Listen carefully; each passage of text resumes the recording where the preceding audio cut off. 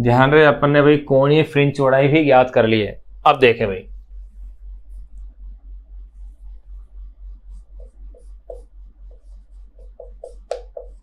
Fringe चौड़ाई की निर्भरता।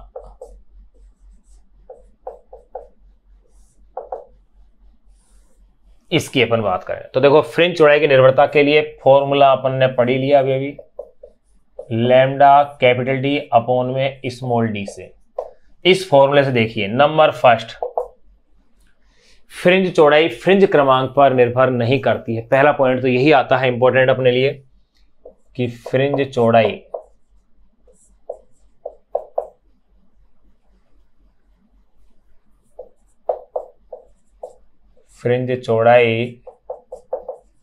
फ्रिंज क्रमांक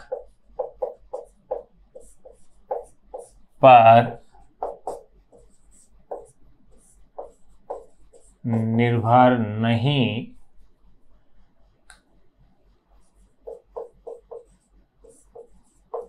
फ्रिंज चौड़ाई फ्रिंज क्रमांक पर निर्भर नहीं करती है। अर्थात इसका मतलब है बीटा इज प्रोपोर्शनल एन की पावर 0, यानी फ्रिंज क्रमांक एन पर ये डिपेंड ही नहीं करती है। नंबर सेकंड, प्रयुक्त प्रकाश की तरंग दैर्ध्य की क्या होती है? समानुपाती। इसे अपन ऐसा लिखें, फ्रिंज चौड़ाई नंबर फर्स्ट, चलो ऐसे लिखते हैं, थोड़ा सिस्टमेटिक, देखो थोड़ा सा सिस्टमेटिक लिखते हैं। फ्रिंज चौड़ाई की निर्भरता में इस तरह से, फ्रिंज चौड़ाई नंबर फर्स्ट फ्रिंज क्रमांक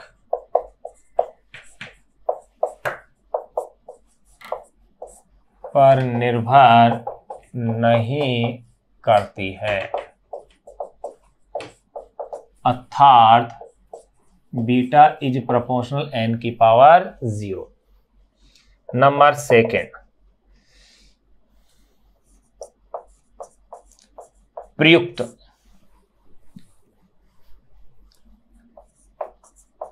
एक वर्णीय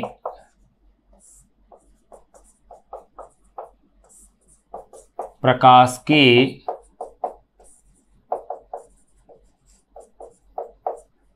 तरंग दैर्ध्य के समानुपाती होती है। प्रयुक्त एक वर्णीय प्रकाश की तरंग दैर्ध्य के समानुपाती होती है, अर्थात बीटा इज प्रोपोर्शनल लैम्डा, यानी कि जिस रंग के लिए लैम्डा अधिक होगी उसके लिए फ्रिंज चौड़ाई भी क्या होगी? ज्यादा। अब यहां से एक क्वेश्चन अपने पास सोल्व हो जाता है। क्या क्वेश्चन सोल्व होता है वो देखिएगा।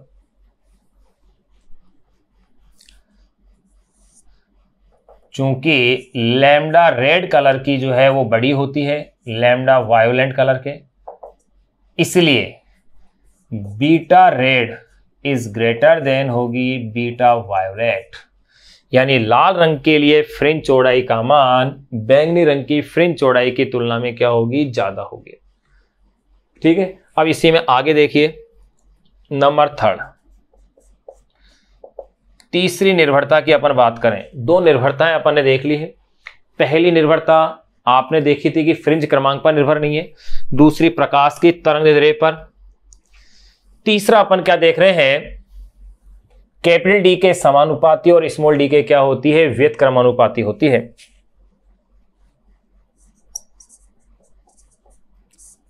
प्रकाश स्रोत से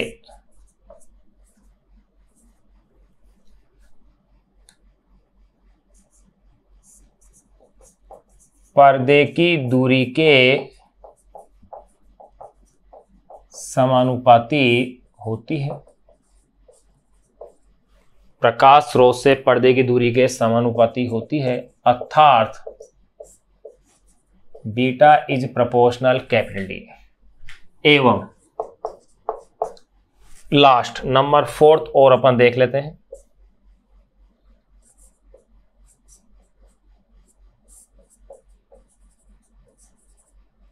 कला संबद्ध प्रकाश स्रोतों कला संबद्ध प्रकाश स्रोतों के बीच की दूरी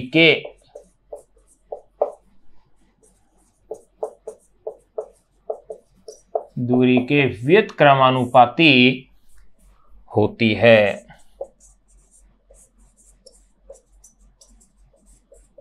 अर्थात बीटा इज प्रोपोर्शनल 1/d।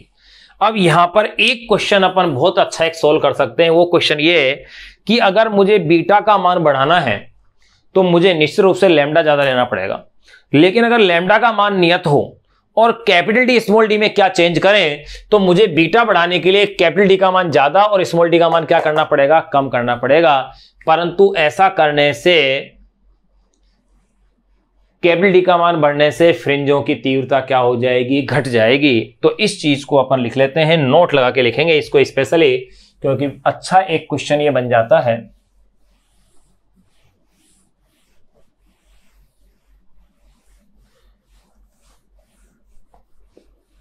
एक अच्छा क्वेश्चन यहां अपने पास बनता है, 1 वर्ड 1 नंबर का अच्छा क्वेश्चन बन जाता है। तो देखिए इसे अपन इस तरह से लिखेंगे, नोट में लिख सकते हैं अपन, क्या लिख सकते हैं, फ्रिंज चौड़ाई को बढ़ाने के लिए, फ्रिंज चौड़ाई को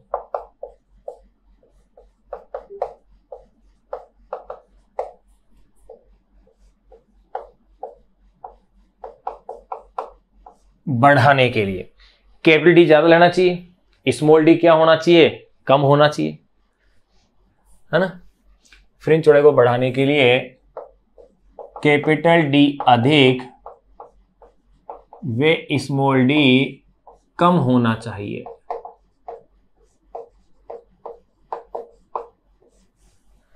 फ्रिंज चौड़ाई को बढ़ाने के लिए कैपिटल डी अधिक व स्मॉल डी कम होना चाहिए, परंतु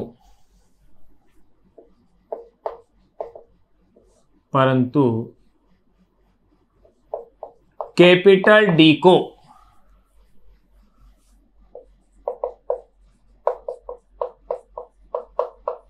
अधिक करने की अपेक्षा, फ्रिंज चौड़ाई को बढ़ाने के लिए कैपिटल डी अधिक व स्मॉल डी कम होना चाहिए, परंतु कैपिटल डी को अधिक करने की अपेक्षा, कैपिटल डी को अधिक करने की अपेक्षा स्मॉल डी को कम करना उपयुक्त होता है,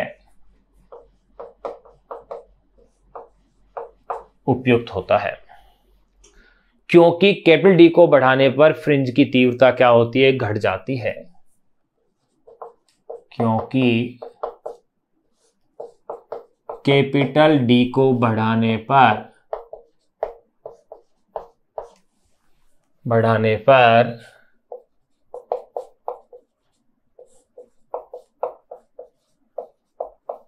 फ्रिंज की तीव्रता घट जाती है, क्योंकि कैपिटल डी को बढ़ाने पर फ्रिंज की तीव्रता क्या होती है, घट जाती है। यहां अब एक देखो, अगर मैं कैपिटल डी को बढ़ाता हूं, अगर अब स्मॉल डी को कम करना उपयुक्त है, भाई ये कहा है मैंने, स्मॉल डी को कम करना उपयुक्त होता है, लेकिन स्मॉल डी को अगर इतना ज्यादा कम कर दें कि इसका मान अगर लैम्डा से भी कम हो जाए तो इस स्थिति में व्यतिकरण भी नहीं होगा, यानी कम तो अपन करें लेकिन लैम्डा से कम ना करें, ये भी चीज विशेष ध्यान देने की है। तो इसी पॉइंट में अपन इसको भी ऐड कर देते हैं कि यदि स्मॉल डी, कम तो अपन कर रहे हैं, करना उपयुक्त भी है, यदि small D is less than lambda हो तो, लैम्डा हो जाए तो इस स्थिति में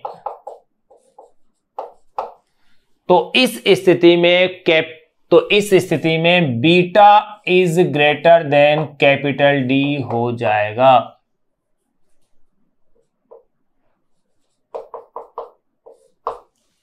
ये अपन डिस्कस कर चुके थे अभी। यदि small D is less than lambda हो जाए तो इस स्थिति में beta is greater than capital D हो जाएगा, जिससे व्यतिकरण प्रतिरूप प्राप्त ही नहीं हो जाएगा, जिससे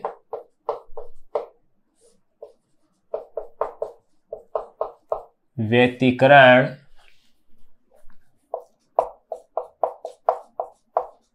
प्रतिरूप ही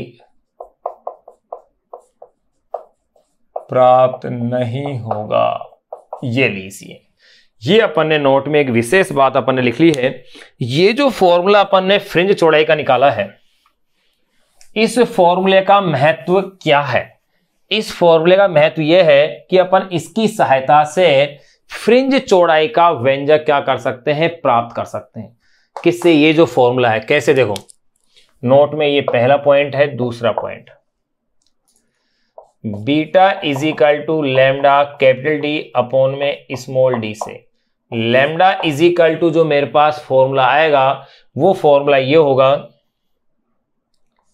बीटा स्मॉल डी अपॉन में कैपिटल डी। देखो, beta is equal to lambda capital D upon में स्मॉल डी, तो lambda is equal to beta small D upon में कैपिटल डी की सहायता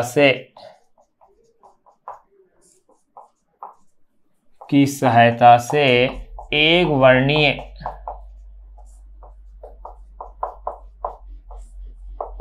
प्रकाश की तरंगदैर्ध्य, एक वर्णीय प्रकाश की तरंगदैर्ध्य परिकलित की जा सकती है। ये लो, एक वर्णीय प्रकाश अपन ज्ञात कर सकते हैं।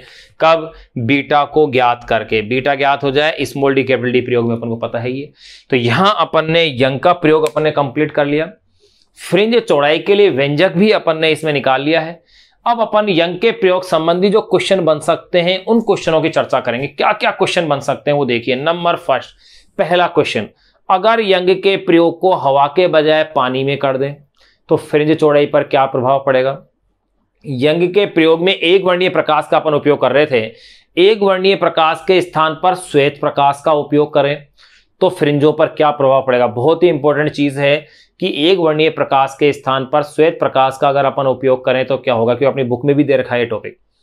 फिर तीसरा, अगर इसके अंदर यह कह दिया जाए कि एक स्लिट को नीले रंग के सेलोफोन से दूसरी स्लिट को लाल रंग के सेलोफोन कागज से ढक दिया जाए तो क्या फर्क पड़ेगा? एक स्लिट को खुला रखा जाए, एक को बंद रखा जाए, एक स्लिट को पूरी तरह खुला रखा जाए, एक को आंशिक रूप से खुला रखा जाए, तो फ्रिंजों पर क्या प्रभाव पड़ेगा? इस तरह के बहुत ही तार्किक और अच्छे क्वेश्चन अपने पास सामने आते हैं, जिनको अपन पॉइंट टू पॉइंट उनको नोट कर लेते हैं, क्योंकि वो एक एक नंबर के अच्छे क्वेश्चन बनते हैं और कॉम्पिटिशन लेवल पे भी अच्छे क्वेश्चन बनेंगे वो। तो उसी को अपन डिस्कस इसके अंदर करते हैं कि वो तथ्य क्या है। यंग के प्रयोग संबंधी 5-6 पॉइंट है, अपन को नोट कर लेते हैं, जो अपनी बुक में भी शामिल हैं और कुछ बनते हैं अच्छे, उनको अपन नोट करके उसके पश्चात फिर अपन फ्रिंज चौड़ाई पर आधारित आंकिक प्रश्नों को हल करेंगे।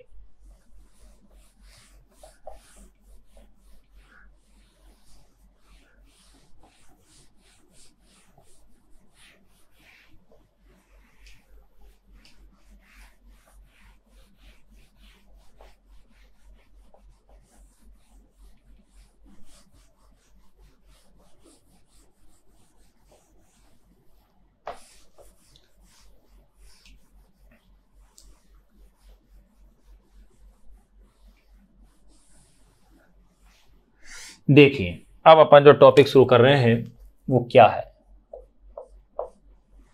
यंग के द्विस्लिट प्रयोग यानी YDSE, जिसे अपन शॉर्ट में कहते हैं, मैं इसे YDSE लिख रहा हूं।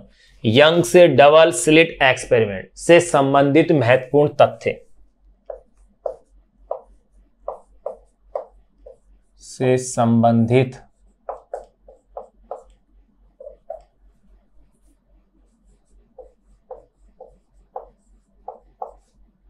महत्वपूर्ण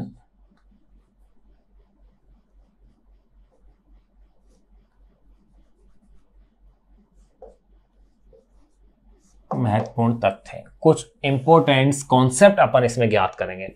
देखियो, नंबर फर्स्ट, पहला कॉन्सेप्ट क्या आता है? यदि YDSE को हवा के बजाय पानी में किया जाए तो क्या होगा? पहला कॉन्सेप्ट, और क्वेश्चन भी बनता है अच्छा ये। नंबर फर्स्ट, यदि YDSE यानी यंग डबल स्लिट एक्सपेरिमेंट को हवा के बजाय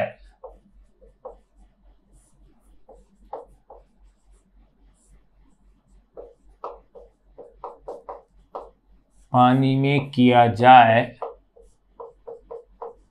तो, यदि YDSU को हवा के बजाय पानी में किया जाए तो देखिए भैया, अब इस कॉन्सेप्ट को अपन समझें तो क्या होगा।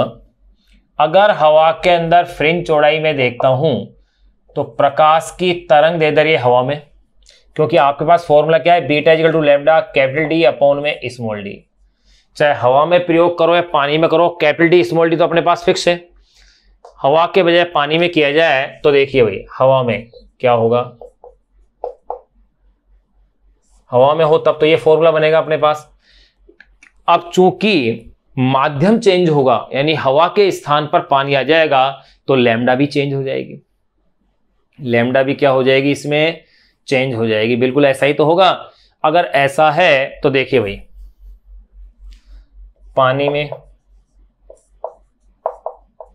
पानी में करें तो beta W is equal to lambda W D upon में स्मॉल डी। यही तो इक्वेशन बनेगी। मुझे निकालना है पानी में, तो देखिए समीकरण 2 में समीकरण 1 का भाग दे दीजिए। बीटा डब्ल्यू का मीन्स वाटर, ए का मीन्स एयर, हवा में। तो देखिए इक्वेशन क्या बनेगी मेरे पास, लैम्डा डब्ल्यू अपॉन में लैम्डा ए। यही तो इक्वेशन बनेगी मेरे पास। अगर यही इक्वेशन बनती है तो फिर देखो भैया, beta W is equal to lambda W upon में लैम्डा ए इंटू ये बन गया है बीटा ए। और अब आप अच्छी तरह से जानते हो कि जो अपन माध्यम चेंज होता है, यानी अपवर्तन की क्रिया होती है, माध्यम चेंज होता है, तो देखो दूसरे माध्यम का पहले माध्यम के सापेक्ष अपवर्तनांक, यानी कि पानी का वायु के सापेक्ष अपवर्तनांक, कि दूसरा माध्यम पानी है, पानी का वायु के सापेक्ष अपवर्तनांक का जो फॉर्मूला आप लेते आए हो वो है वी एयर अपॉन में वी डब्ल्यू। बिल्कुल यही है। अब आप इसकी वैल्यूज रख के देखिए भैया, अपवर्तन की क्रिया में आवृत्ति का मान नियत होता है, आवृत्ति अपरिवर्तित रहती है, नो चेंज। तो इसकी फ्रीक्वेंसी को अगर मैं न्यू ले लूं लाइट की को, तो तरंग दैर्ध्य क्या है, लैम्डा ए, फिर ये न्यू, फिर ये लैम्डा डब्ल्यू, न्यू से nu cancel, nu W A is equal to lambda A upon में लैम्डा डब्ल्यू आ गया। ये लो, यानी कि मेरे पास लैम्डा ए अपॉन में lambda W is equal to ये है, तो मैं इसे यूं भी कह सकता हूं, लैम्डा डब्ल्यू अपॉन में लैम्डा ए का मतलब 1 अपॉन में म्यू डब्ल्यू ए नहीं बन गया क्या, क्योंकि यहां लैम्डा डब्ल्यू अपॉन में लैम्डा ए आ रहा है मेरे पास। तो देखिए ये बात अपन ने इधर साइड में की है भाई, इसको इधर अलग कर दो ब्लॉक में, ये लो। तो यहां पर आप क्या देखेंगे, beta W is equal to lambda W upon में लैम्डा ए का मतलब 1 अपॉन में म्यू डब्ल्यू ए, तो ये हो गया है बीटा ए अपॉन में म्यू डब्ल्यू ए। ये लीजिए, ये अपने पास कॉन्सेप्ट आ गया है। लेकिन अपन जानते हैं पानी का वायु के सापेक्ष अपवर्तनांक कितना होता है, 4/3। तो यहां इस चीज को मैं अब ऊपर लिख दूं, चलो यहां लिख देते हैं, एक लाइन तो आ ही जाएगी। चूंकि mu W A is equal to mu W A is equal to होता है 4/3। पिछले चैप्टर किरण प्रकाशिकी में अपन इसे पढ़ चुके हैं, ये मान निकाल चुके हैं कि ये कितना होता है, 4/3 होता है। अगर ऐसा है तब देखिए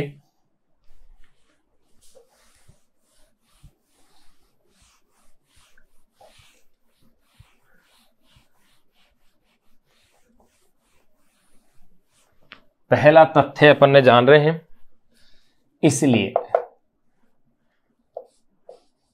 beta W is equal to beta A upon में म्यू डब्ल्यू ए कितना है, 4/3, 4 यहां तो 3 यहां हो जाएगा। तो आप क्या देख रहे हैं, प्रयोग को हवा के बजाय पानी में किया जाए तो फ्रिंज चौड़ाई 3/4, यानी कि केवल 75%, यूं कह सकते हैं 75% ही भाग रह जाएगा, 3/4 रह जाएगी। अर्थात यो कहा जा सकता है कि यंग के प्रयोग को हवा के बजाय पानी में करने पर फ्रिंज चौड़ाई क्या होगी, घट जाएगी। तो यो कह सकते हैं अतः beta W is less than beta air, यानी कि प्रयोग को हवा के बजाय पानी में करें तो फ्रिंज चौड़ाई क्या होगी, घट जाएगी। ये अपने पास एक बहुत अच्छा कॉन्सेप्ट आ गया है। फिर एक देखो, एक फ्रेनल द्विप्रिज्म और होता है। अगर फ्रेनल द्विप्रिज्म को हवा के बजाय पानी में करें तो फ्रिंज चौड़ाई उसमें बढ़ जाती है, लेकिन वो टॉपिक अपने कोर्स में अब है नहीं, इसलिए अपन उसकी चर्चा भी नहीं करेंगे कि फ्रेनल द्विप्रिज्म है क्या, पहले हुआ करता था। तो पहला कॉन्सेप्ट अपन ने जान लिया है। दूसरा अपन जो इसका पढ़ेंगे अपनी बुक का, वो है यदि यंग के प्रयोग में एक वर्णीय प्रकाश के स्थान पर श्वेत प्रकाश को प्रयुक्त किया जाए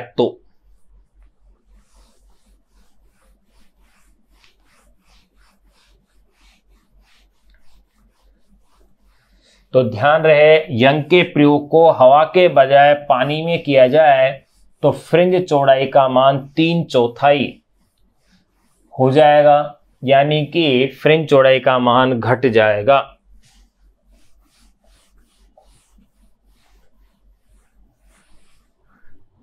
नंबर 2, विशेष ध्यान रखना है इस पॉइंट का कि यदि YDAC में एक वर्णीय प्रकाश के स्थान पर श्वेत प्रकाश को प्रयुक्त किया जाए तो क्या होगा। देखो, यदि YDAC में, YDAC का full name Young's double slit experiment में एक वर्णीय प्रकाश के स्थान पर श्वेत प्रकाश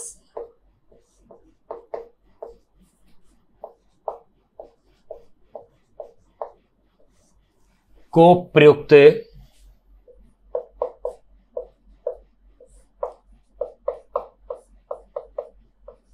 किया जाए तो बुक में इसकी हेडिंग दे रखी है श्वेत प्रकाश से फ्रिंजों का बनना, यानी कि वही कॉन्सेप्ट है, वही चीज है। यदि YDAC में एक वर्णीय प्रकाश के स्थान पर श्वेत प्रकाश को प्रयुक्त करें तो क्या होगा।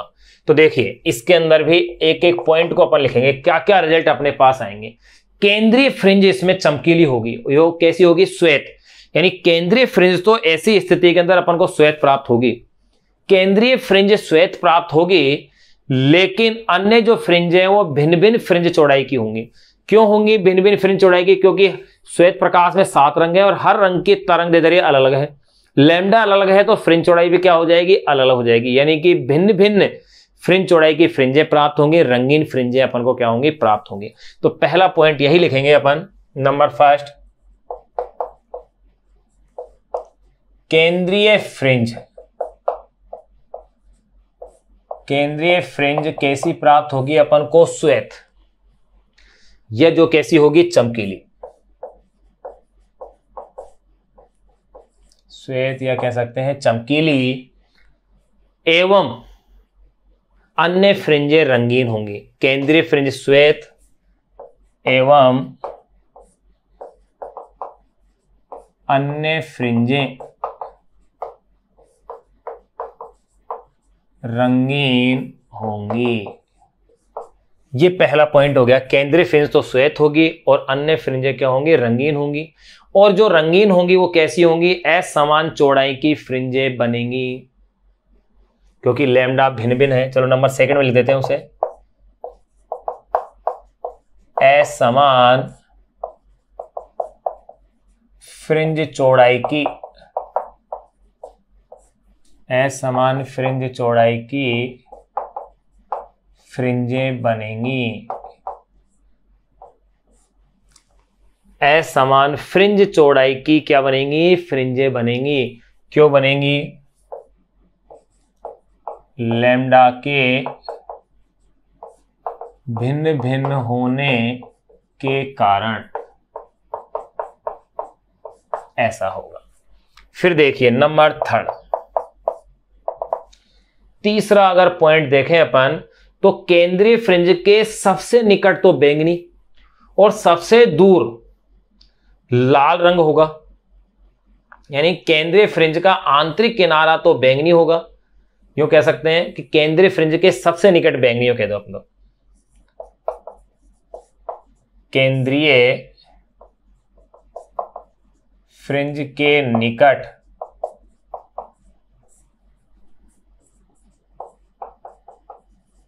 बैंगनी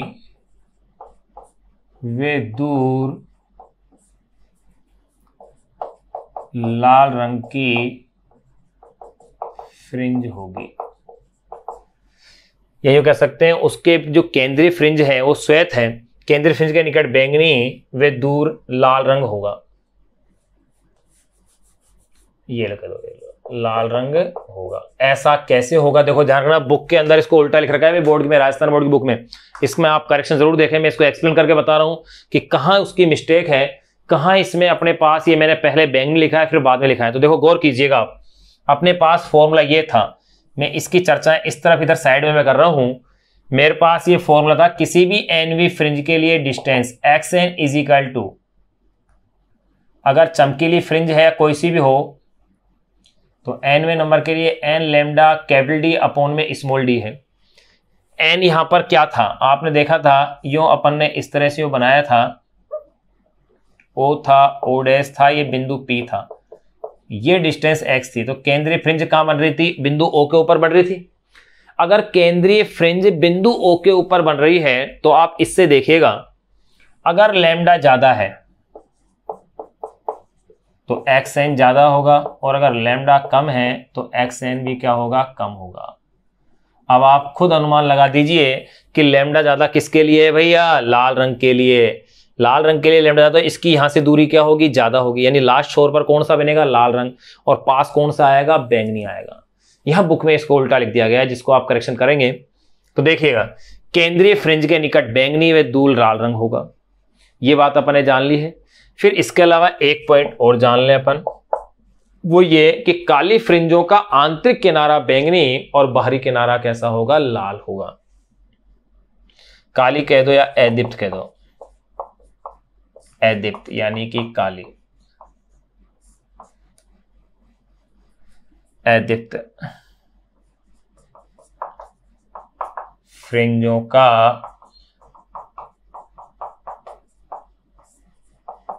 आंतरिक किनारा बैंगनी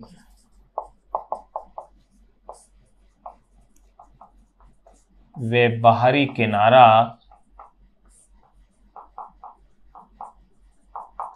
लाल होगा। ये अपन ने जान लिए। यहां देखो 4 पॉइंट अपन जान लिए। एक चीज नोट करके देखें अपन कि जो अपन श्वेत प्रकाश से फ्रिंजें प्राप्त कर रहे हैं, इसका उपयोग कहां होता है, केंद्रीय फ्रिंज की स्थिति प्राप्त करने में होता है। ऐसा क्यों? क्योंकि अगर एक वर्णीय प्रकाश लेंगे तो आपको पता है सभी फ्रिंजों की फ्रिंज चौड़ाई एक समान है, और केंद्रीय फ्रिंज है वो भी चमकीली है, और जो अन्य चमकीली फ्रिंज है वो भी चमकीली है, तीव्रता भी उन सबकी क्या है, समान है, क्योंकि व्यतिकरण में सभी दीप्त फ्रिंजों की तीव्रताएं समान होती है। इसी प्रकार सभी अदीप्त के लिए भी मान समान होता है। तो इसका मतलब वहां पर केंद्रीय फ्रिंज को ढूंढना कठिन होता है। लेकिन श्वेत प्रकाश लेने पर आपको पता है केंद्रीय फ्रिंज श्वेत ही बनेगी, बाकी सब तो और अलग अलग रंगों की होंगी, तो इसलिए वहां यह आसान हो जाता है। तो यहां मैं ये लिख सकता हूं, केंद्रीय फ्रिंज की स्थिति ज्ञात करने में इसका उपयोग किया जाता है। तो देखो YDAC में श्वेत प्रकाश को प्रयुक्त कर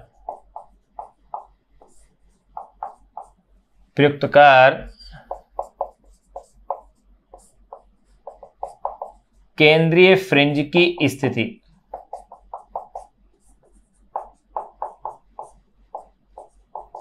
ज्ञात की जाती है। ये अपने पास कॉन्सेप्ट क्लियर हो गया। तो अपन ने 2 पॉइंट डिस्कस कर लिए, जिसमें पहला और दूसरा अपनी बुक के ही टॉपिक थे। अब कुछ एक्स्ट्रा 1-2 क्वेश्चन है, उनको भी मैं आपके पास इसमें डिस्कस कर देता हूं, क्या क्या और बन सकते हैं देखिएगा। तो अपन YDAC के कॉन्सेप्ट जान रहे थे, YDAC संबंधी महत्वपूर्ण तथ्यों को अपन जान रहे थे। उसमें पहला कॉन्सेप्ट अपन ने ये जाना था कि अगर यंग के द्विस्लिट प्रयोग को हवा के बजाय पानी में किया जाए तो फ्रिंज चौड़ाई पर क्या प्रभाव पड़ रहा था। इसमें अपन ने देखा था कि फ्रिंज चौड़ाई का मान पहले की तुलना में घट गया था। फिर दूसरा देखा कि अगर यंग के द्विछिद्र प्रयोग में एक वर्णीय प्रकाश के स्थान पर श्वेत प्रकाश का उपयोग किया जाए तो फ्रिंजों पर क्या प्रभाव पड़ेगा। तो उसमें देखा था केंद्रीय फ्रिंज तो श्वेत प्राप्त होती है और बाकी असमान फ्रिंज चौड़ाई की फ्रिंजें प्राप्त होती है जो कि अलग अलग रंगों की है, क्योंकि सबके लिए लैम्डा का मान अलग अलग था। अब तीसरा कॉन्सेप्ट अपन इसके अंदर जो जानेंगे वो ये है, नंबर थर्ड कॉन्सेप्ट, अगर एक ही बिंदु पर दो फ्रिंजें संपाती हो, एक ही बिंदु पर, देखो ये टॉपिक अपनी बुक में दिया हुआ नहीं है लेकिन इसका क्वेश्चन दिया हुआ है एक आंकिक प्रश्न के रूप में, ऑब्जेक्टिव में छोटा सा जो अपन करेंगे सेकंड नंबर पे क्वेश्चन।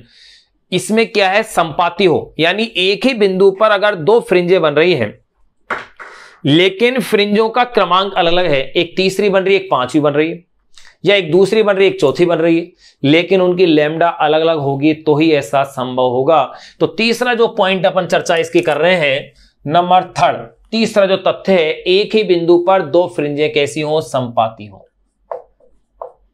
एक ही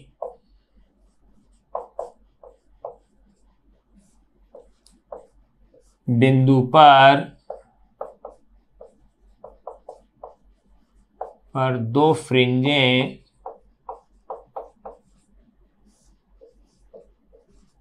संपाती हो। अगर एक ही बिंदु पर दो फ्रिंजें संपाती हैं, इसका मतलब उस एक बिंदु की जो दूरी है केंद्रीय फ्रिंज से वो क्या है, समान है। अर्थात मैं यूं कह सकता हूं कि जो अगर सपोज करो nवें नंबर की फ्रिंज है या कोई से भी नंबर की है तो उसके लिए x का मान दोनों के लिए क्या है, समान है। जैसे मान लिया कि nवें नंबर की दीप्त फ्रिंज बनती है तो x is equal to delta capital D upon में स्मॉल d, यही तो फॉर्मूला था, x is equal to delta capital D upon में स्मॉल d था। तो यहां पर तो देखो भाई x is equal to delta capital D upon में स्मॉल d, यही फॉर्मूला है। एक ही बिंदु पर दो फ्रिंज, अगर मैं दीप्त फ्रिंज के लिए निकालूं, अगर मैं क्या निकालूं, दीप्त फ्रिंज के लिए, अदीप्त के लिए भी पूछ सकते हैं, एक दीप्त हो दूसरी अदीप्त तो कैसे बना सकते हैं, लेकिन मैं केवल उसी कॉन्सेप्ट की चर्चा कर रहा हूं जिसका क्वेश्चन दिया हुआ है। अपने दिया हुआ है दीप्त फ्रिंज वाला, तो x is equal to delta capital D upon में स्मॉल d से, देखो पहली स्थिति में x इजिकल टू डेल्टा का मतलब n lambda capital D upon में स्मॉल d, इसी को यहां कर देते हैं दीप्त फ्रिंज के लिए, ये लो ऐसे।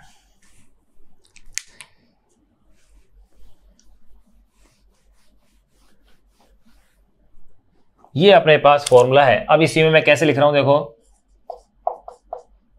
दीप्त फ्रिंज के लिए, अगर दीप्त फ्रिंज के लिए बात करूं तो डेल्टा का मतलब है nवी दीप्त फ्रिंज के लिए n lambda capital D upon में स्मॉल d। अब देखिए x is equal to n lambda capital D upon में स्मॉल d है, बिंदु एक ही यानी x का मान समान है। अगर मैं पहली वाली स्थिति की बात करूं तो देखो दीप्त फ्रिंज के लिए इससे x is equal to n1 lambda 1, अगर लैम्डा चेंज हो गई तो n भी चेंज हो गया, कैपिटल D अपॉन में स्मॉल d, लेकिन बिंदु वही है यानी x पर है, तो अब की बार n2 lambda 2 capital D upon में स्मॉल d होगा। यानी कि ये फॉर्मूला यूं लिखा जा सकता है n1 lambda 1 is equal to n2 lambda 2। ये लीजिए ये कॉन्सेप्ट, अगर एक ही बिंदु पर दो फ्रिंजें संपाती हो तो उसके लिए, और अगर दीप्त हो तो ये फॉर्मूला बनेगा। अदीप्त होता तो लैम्डा बाई 2 का विषम गुणज कर देते अपन, यानी lambda by 2 n minus 1, sorry 2n minus 1 अपन कर देते। तो ये कॉन्सेप्ट अपन ने जान लिया नंबर थर्ड। नंबर फोर्थ, व्यतिकरण के अपन जो प्रयोग कर रहे थे YDAC का, इसमें एक क्वेश्चन और अपने पास बनता है। यदि एक स्लिट को तो अपन पूर्ण रूप से क्या कर दें, बंद कर दें, और एक स्लिट को पूर्ण रूप से खुला छोड़ दें तो क्या हो, ऐसी स्थिति में व्यतिकरण होने के स्थान पर विवर्तन की घटना होगी। तो देखिए भैया नंबर फोर्थ, YDAC में एक स्लिट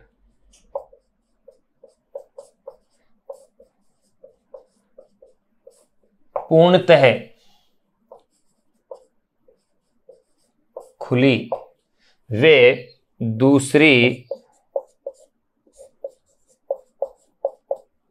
पूर्णतः बंद हो तो एक क्वेश्चन ये बन गया, यदि यंग डबल स्लिट एक्सपेरिमेंट में एक स्लिट पूर्णतः खुली वे दूसरी पूर्णतः बंद हो, तो ऐसी स्थिति में क्या होगा, व्यतिकरण के स्थान पर विवर्तन की घटना होगी। हो तो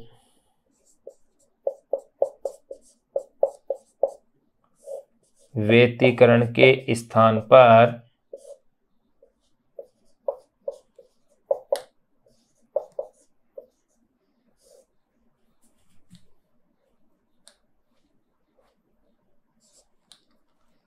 विवर्तन की घटना होगी। बिल्कुल, विवर्तन क्या है, जस्ट अपन इस टॉपिक के बाद विवर्तन की चर्चा करेंगे।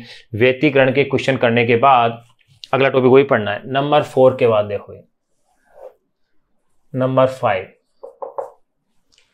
5 मैंने नंबर 3 क्या लिया है, एक ही बिंदु पर दो फ्रिंजें संपाती हूं। तब अपने पास क्या आ रहा था, ये आ गया, एक ही बिंदु पर दो फ्रिंजें संपाती हो। अगर देखो अच्छे से देख लेना, एक ही बिंदु पर दो फ्रिंजें संपाती हो। अगर किसी को नहीं दिख रहा हो ये स्पष्ट तो मैं बोल रहा हूं, आप उसे नोट कर लें। नंबर 3 पॉइंट है, एक ही बिंदु पर दो फ्रिंजें संपाती हो। नंबर 5 क्वेश्चन ले रहे हैं कि एक स्लिट को तो ब्लू कलर से और दूसरी स्लिट को रेड कलर के सेलोफेन कागज से ढक दें तो क्या होगा। तो देखो, यदि YDSE में एक झिरी कह दो या स्लिट कह दो, एक झिरी को नीले वे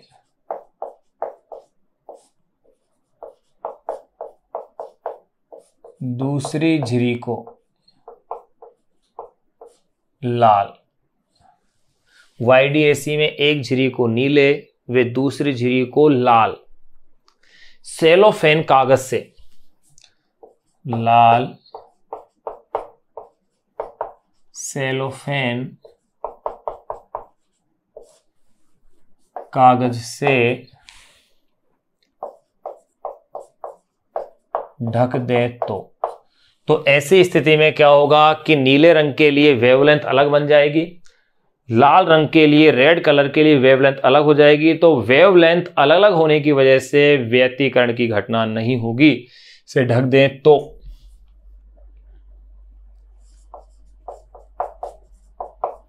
व्यतिकरण की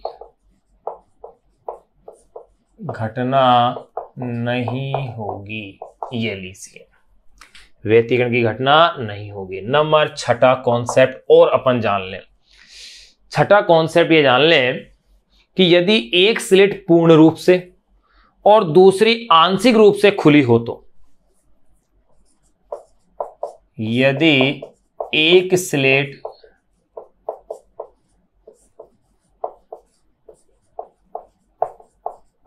पूर्ण रूप से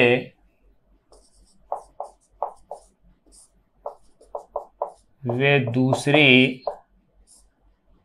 आंशिक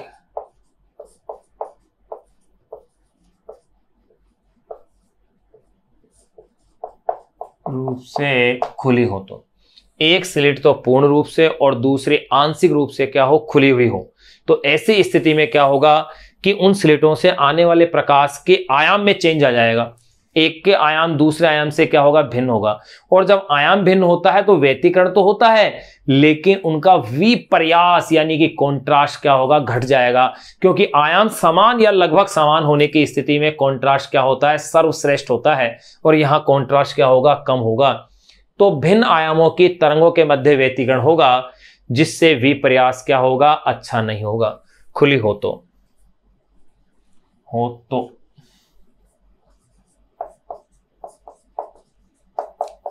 इस स्थिति में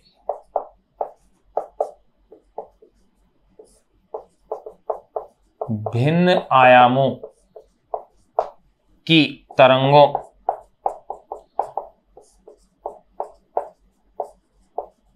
के मध्य व्यतिकरण होगा, परंतु विपर्यास अर्थात कॉन्ट्रास्ट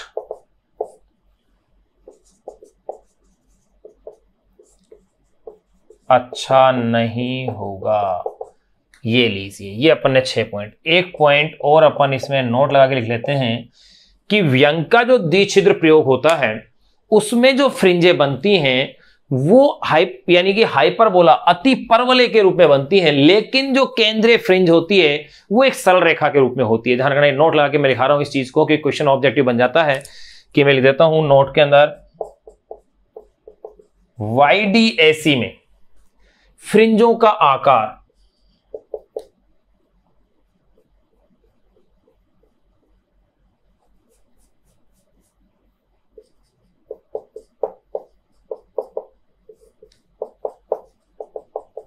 फ्रिंजों का आकार केंद्रीय फ्रिंज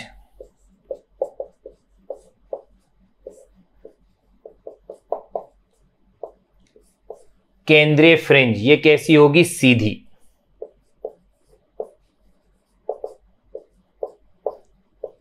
फ्रिंज के अतिरिक्त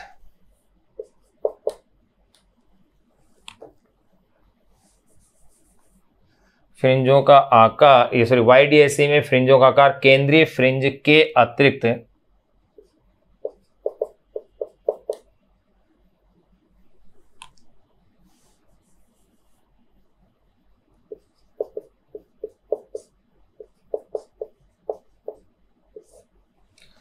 YDAC में फ्रिंजों का आकार केंद्रीय फ्रिंज के अतिरिक्त सभी फ्रिंजों का अति परवलय होता है, के अतिरिक्त सभी फ्रिंजों का अति परवलय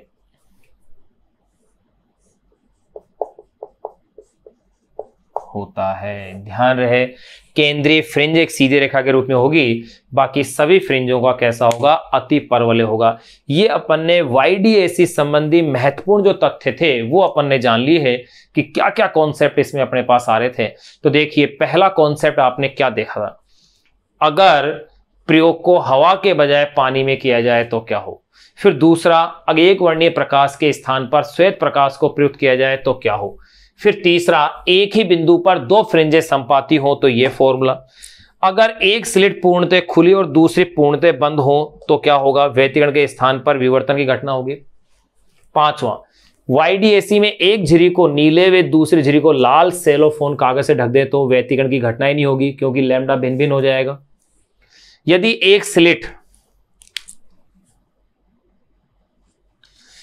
एक स्लिट पूर्ण रूप से व दूसरी आंशिक रूप से खुली हो तो इस स्थिति में भिन्न आयामों की तरंगों के मध्य व्यतिकरण होगा, परंतु विपर्यास यानी कॉन्ट्रास्ट क्या है? अच्छा नहीं होगा। फिर नोट में अपन लिखा है YDAC में फ्रिंजों का आकार केंद्रीय फ्रिंज के अतिरिक्त सभी फ्रिंजों के का क्या होगा? अति परवलय, यानी केंद्रीय फ्रिंज ही सीधी होगी, बाकी सारी फ्रिंजें कैसी होंगी? अति परवलय के रूप में होगी, हाइपरबोला के रूप में होगी। अब अपन जो फ्रिंज चौड़ाई का अपन ने जो फॉर्मूला निकाला था उस फॉर्मूले पर आधारित आंकिक प्रश्नों को देखेंगे। दो आंकिक प्रश्न तो अपन अपनी जो बोर्ड की जो बुक है उसके करेंगे अनसोल्ड क्वेश्चन में से, और दो राजस्थान बोर्ड के एग्जाम में आए हुए न्यूमेरिकल्स हैं आंकिक प्रश्न, उनको हल करेंगे। 4 आंकिक प्रश्नों को अपन उस पर आधारित जो क्वेश्चन है उनको अपन सोल्व करते हैं। उसके बाद फिर अपन बातें करेंगे प्रकाश के विवर्तन की, यानी डिफ्रैक्शन ऑफ लाइट। अब जो टॉपिक है अपने पास इस चैप्टर में, 2 टॉपिक है, प्रकाश का विवर्तन और प्रकाश का ध्रुवण जो बचा हुआ है। व्यतिकरण इसका बड़ा हिस्सा था जो अपना कंप्लीट हो गया है, उसके अब अपन आंकिक प्रश्न कर रहे हैं।